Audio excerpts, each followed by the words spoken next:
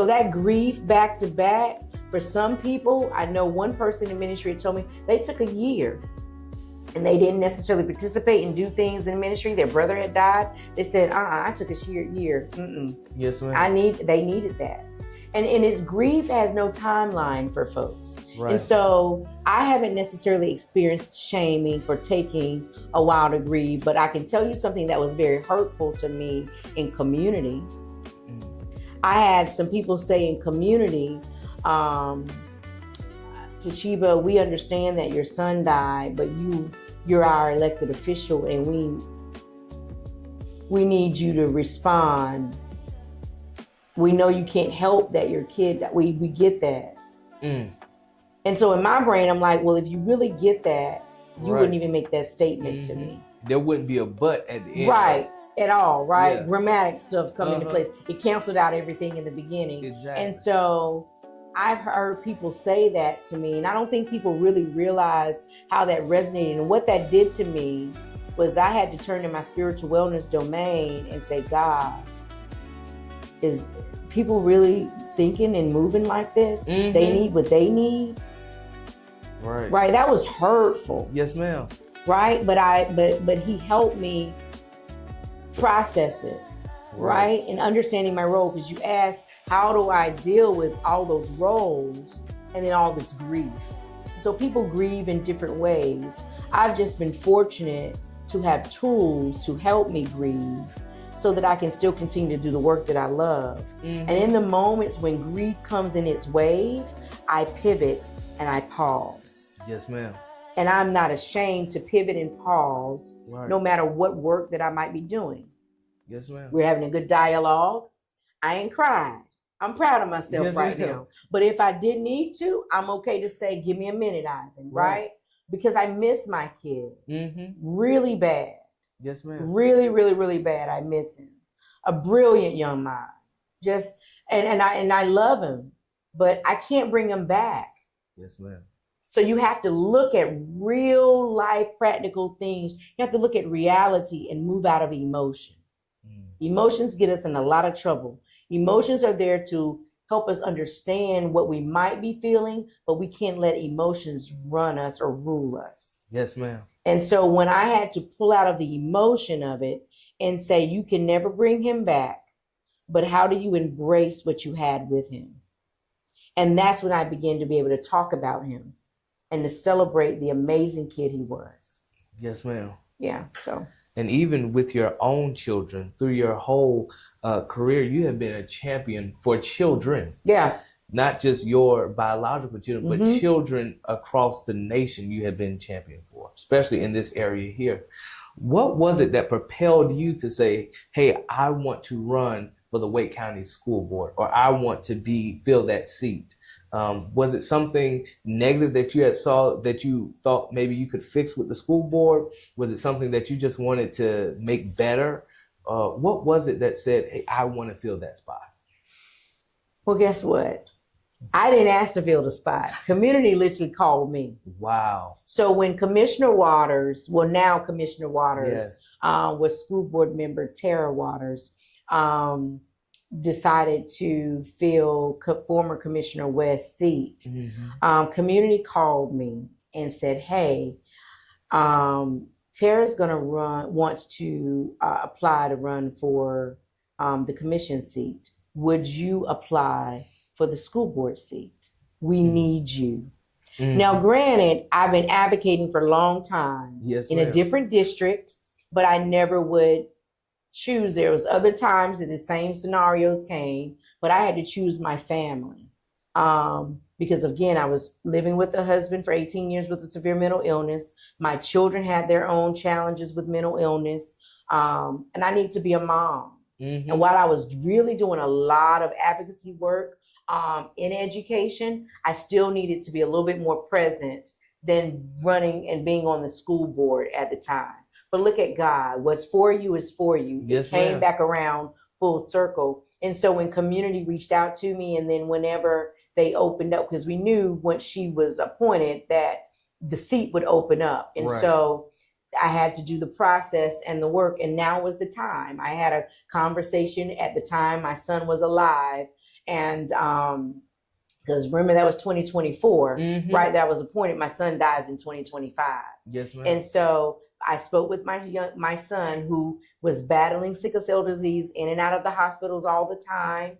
And I had to have a conversation with him. Hey, how would you feel with sharing me with community? Can you handle this? Would you be okay and feel safe at school if people know your mom's on the board and I have to make certain decisions and folks will be upset? How would you be okay with this? He says, Mommy, no, I don't think of anyone better who could do it but you.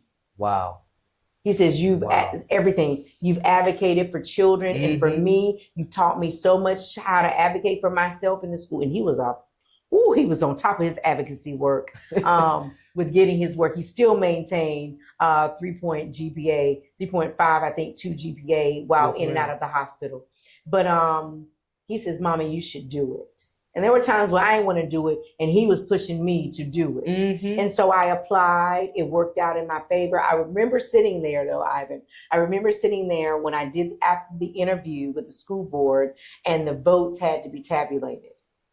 And the first round of votes, I only had 2. Now you needed 5, or 5 to win the vote, right? Yes, ma'am. And so the first round of votes that came through, Ivan, I only had 2.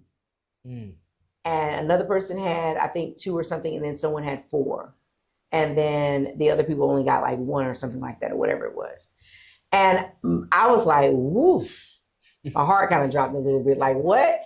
And because I only do anything unless the Lord tells me to. Yes, ma'am. And for me, as a spiritual being person, he said the victory was mine. Amen. Because I asked God, is this something that I can do? And is the season for me to do it in? Right. Because remember, the other seasons, it was a no. Yes. It was like, no, you can't do it right now. And so now I know I heard his voice, that I can do it. You can do it. It's yours. The victory is yours. And when that first round of vote came in, and I was like, what? Yeah. 2 vote. What? How am I going to win this? Right. My son was in my car sitting with me. We were watching it on YouTube in the car. And he says, Mommy, you got this. This is yours. And I believe, it's something about the way he said it. I believed him. He's a young man who really walked with God very well.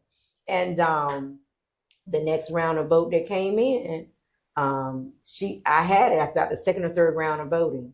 I won. And so for me, it was a faith thing that when those who are believers of Christ, when you consult with God, when he tells you it's yours, it's your season, no matter what it looks like, you believe that and you walk into it.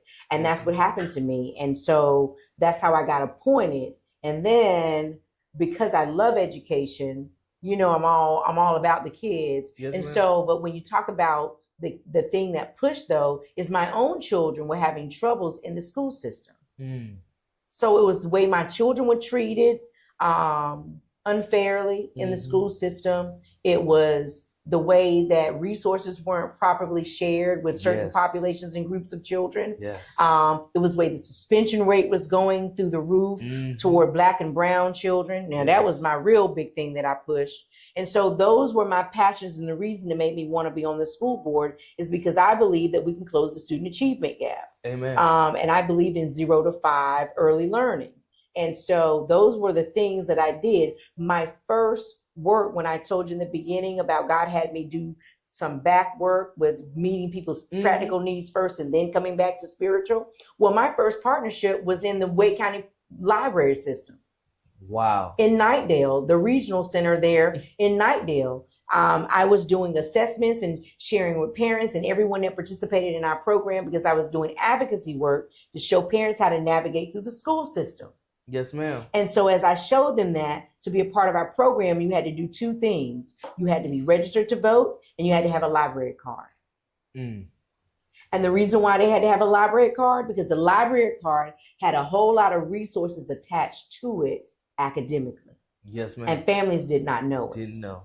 And so my voice was to share with them the resources so they would know what to do. And so it was that piece of being able to share resources with students and making students feel like they are somebody is what pushed me. And then to the election part, so appointed in February of 2024. And so then I had to run in July of 2024 to even keep the seat for the time that Commissioner Waters was out. And so I ran for the seat. Multiple people ran against me. But let me tell you about my God. If I can just tell you about him, just really brief. Yes, ma'am. So I had 3 other opponents against me. Okay. I did not campaign because I said, God, what do you want me to do? He says, nothing. The victory is yours. Wow. And I said, okay, I help other people campaign. Yes, ma'am. But because of my name and the advocacy that I had done, and I only did what was asked of me, and I put all my signs out. I connected with people. I did the work in that short amount of time and stood up for what was right, even before July came around. And then the work that I was doing even prior to that made people want me to be their board member in the first place. Yes, so, right. And when it came, literally the person who was my opposite party opponent was endorsed by their party. Why did they turn around and resign? Wow. And turn around and endorse me? Look at God. And so even with 3, and their name still was on the ballot, and I was very it humbled me. I didn't feel any sense of pride of like, ooh, no. I was humbled by it. Right. That someone really was in line with me, that it wasn't about party affiliation. It was about doing right for children. Right. And so what amazed me was, even though these people were still on the ballot, most of them did no campaigning or anything as well, I still won the vote by 65%. Wow. Wow. Still won the vote by 65%. Even in this election, if I run again in 2028, yes, ma'am. If I have not done the work for you to know who I am as your board member prior to, something's wrong. Yes. And that's just how I generally feel. That's how I've always felt with all the work that I've done in advocacy and in voting information and stuff like that. I feel like people are supposed to know who you are before election cycle. Right. I feel it's a little insulting sometimes to do canvassing and voter work during the election cycle. Yes, ma'am. I just feel like that's just my personal preference, okay? Right. It's not what other people, because if other people, I just feel like we should be doing the work before asking for people to trust in us. Yes. Yes. And it's because I did the work prior to, Ivan, I can sit on that board in confidence, and I know what staff is capable of. Yes, ma'am. And I know where Wake County needs to go. Yes. Because I'm a Wake County kid product. I'm a Wake County resident. And now I sit on that seat, and all the work that I did to advocate for children, I went to the leaders of the district to determine what I need to share with community. I didn't come up with it on my own because that didn't make any sense to me. Right. I went to the people who were in control of what families really needed to know to help their children and families succeed academically, and I got that information for them. So I'm very versed about what's going on in our district when it comes to what parents should be doing to support and help their children be successful. Amen. That's a lot, I know. I got there. I can talk all day. Just one more question for you. So what do you see next for District 4 as far as education? And also, what do you see next as far as wellness in our community? Because our community needs wellness. Wow. I love District 4. District 4 taught me so very much. I will say this. What I see next and what I'm working on, because District 4 dominant population is the African American community. Yes. And so I'm working on something right now that's called the Black Student Achievement Summit. Yes, ma'am. I'm working on making sure that Black students who are right now at the lowest in scores or at the lowest in achievement out of the district in all subgroups, right? Yes, ma'am. Hispanics may be just a point above us of African Americans. But mostly that's because there isn't a language barrier. Right. And so for me, and being on this board in my next phase of what's next for District 4, I'm coming to bring the data about Black students. Yes, ma'am. And where we are and how it's unacceptable.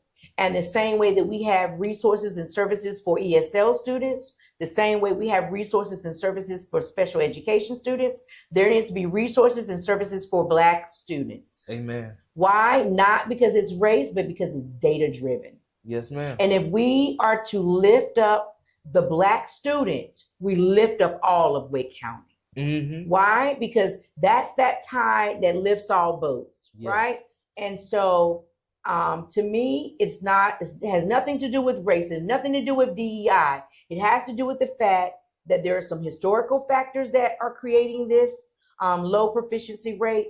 And then there are some factors that are where we are today, where Black students are not getting the information that's necessary. It's not in their community so that parents know what's needed. I guarantee you that most Black families don't know that their children need to know their alphabets and shapes and numbers at 2 and 3 years old. Yes, ma'am. They think it's, they'll learn it when they get to kindergarten. They don't know that they need to know the first 1,000 days of their child's life, should be reading books to them, should know their alphabet, and should know those things. And that will cause the students not to be behind when they enter kindergarten. Yes, and so ma'am. my role in the next coming months and the next coming years that I have on this board is to lift up Black students unapologetically. Amen. I don't care what anybody says. We have seen this data. I'm a data-driven person, Ivan. Yes, I don't ma'am. operate out of my emotions when it comes to making decisions about people's lives.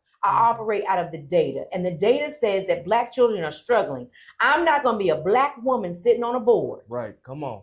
And not help a Black child. Amen. That makes no sense to me. Yes, ma'am. It doesn't regulate for me. I'm not going to be a Black woman sitting on a board with special education children knowing they're not going to get the help that they need. I stood up for that this past Tuesday when we had a special call meeting at the Board of Education. Yes, ma'am. I believe that Black children are capable of learning, are more than capable of doing excellent work. They need an opportunity to do so. They need to know how to be talked to, and that brings me into wellness.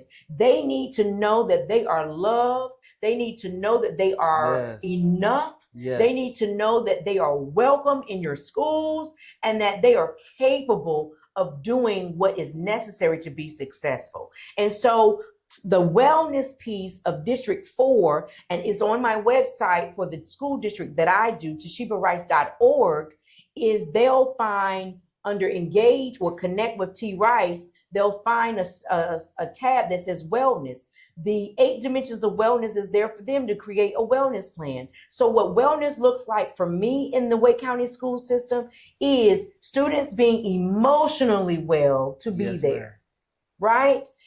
Emotionally well means you being able to see me, know me, engage me, and challenge me. That is the focus of student focus within the Wake County Public School System. Yes. And so what wellness looks like is letting the Black family know it's okay not to be okay. Honey, you have a whole historical movement that shows, honey, it's a reason why you're not okay. Right. That's been passed down traditional. But what is not okay is for you to stay in it. Amen. Right? What is not okay is not to use the tools that are now being placed before you and being helped to transition you out of historical situations that has placed you in this narrative.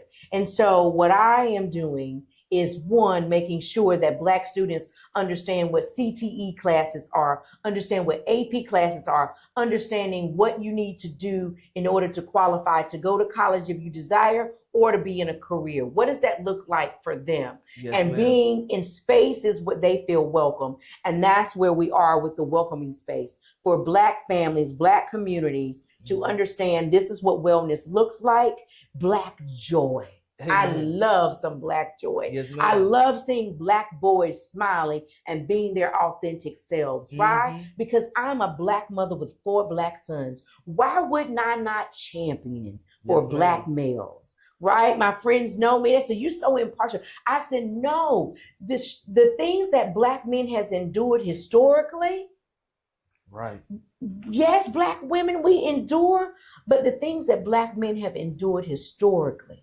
Yes, ma'am. There's a whole thing called some Willie Lynch letters that tell you what they have gone through and what has been created for the Black woman to be that strong Black woman. We need not to be. But what we have to do is create wellness spaces for Black men to be their authentic selves and to be vulnerable enough to share what they're going through and support them in that and to help them move out of those traumatic spaces of how the world may beat them down, that where they can walk in a room and their color alone tells them that they got troubles. Yes, ma'am. Right? Mm-hmm. Not even women, we can walk in a room and it may still be a little different. If we talk right, it might change something, right? But there's so many scenarios. But the most important part is for us to be our authentic selves and to have the Black joy that we deserve. Amen. Thank you so much for having this conversation with me, Pastor Rice. We are so happy and so glad that you were able to join us. Ladies and gentlemen, I hope you enjoyed this conversation. You can reach Pastor Rice at toshibarice.org. She is also your Wake County District Court board member, and you can reach her there on Wake County School Board's page, as well as ImWell. You can also see Pastor Toshiba Rice the first and the third Sunday at 12 noon at Crabtree Valley Mall at Mons Christian Goods. She will be there with worship, and it's a great and wonderful environment of worship and prayer. I hope you all enjoyed this conversation. Thank you so much, Pastor Rice. Thank you, Ivan, for having me. I appreciate it. Amen.